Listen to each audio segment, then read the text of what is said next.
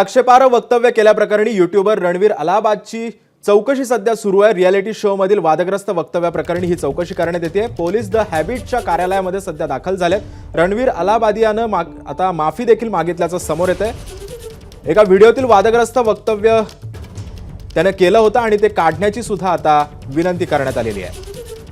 या संदर्भात अधिक माहिती देतात आमचे प्रतिनिधी सूरज ओझा सध्या आपल्या सोबत आहे. सूरज, नक्की ज्या प्रकारचा एक शो होता त्या शो मध्ये Ranveer Allahabadi, social media influencer Apoorva Makhija, त्याचबरोबर कॉमेडियन समय रैना आणि हा जो शो होता इंडियाज गॉट लेटेंड नावाचा शो होता, त्यामध्ये ज्या प्रकारच्या शब्दांचा वापर करण्यात आला होता त्यावर लोकांनी आक्षेप घेतलेला आहे. त्याचबरोबर त्याच्यावर कारवाईची देखील मागणीही केलेली आहे आणि पोलिसांमध्ये देखील तक्रार करण्यात आली होती.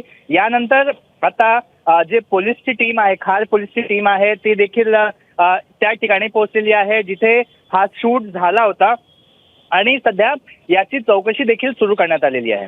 जी नेमक्या आता सूरज, आता या संदर्भात आता पोलीस कशा पद्धतीने पुढची कारवाई करणार आहेत?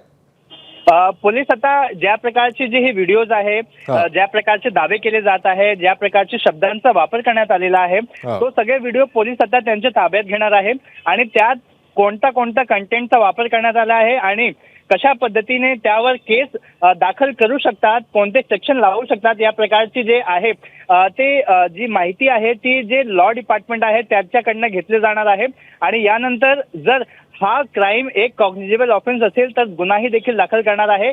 त्यासाठी सध्या पोलिसांनी या प्रकरणी ज्या प्रकारची तक्रार त्यांच्याकडे आलेली आहे सध्या एन्क्वायरी सुरू केलेली आहे. पुढील तपास पोलीस करत आहेत. जी नक्कीच, धन्यवाद सूरज तू दिलेल्या अधिक माहितीबद्दल. दरम्यान रणवीर अलाहाबादियानं आता माफी देखील मागितलेली आहे. त्याने प्रतिक्रिया सुद्धा दिलेली आहे, पाहूया. My comment wasn't just inappropriate, it wasn't even funny. Comedy is not my forte. I'm just here to say sorry. Many of you asked if this is how I wish to use my platform, and obviously this is not how I wish to use it. I'm not going to give any context or justification or reasoning behind whatever happened. I'm just here for an apology. I personally had a lapse in judgment. It wasn't cool on my part. The podcast is watched by people of all ages. Don't want to be the kind of person that takes that responsibility lightly. And family is the last thing that I would ever disrespect. Need to use this platform better. That's been my learning from this whole experience. I promise to just get better. I've asked the makers of the video to remove the insensitive sections from the video. And all I can say in the end is, I'm sorry. I hope you can forgive me as a human being.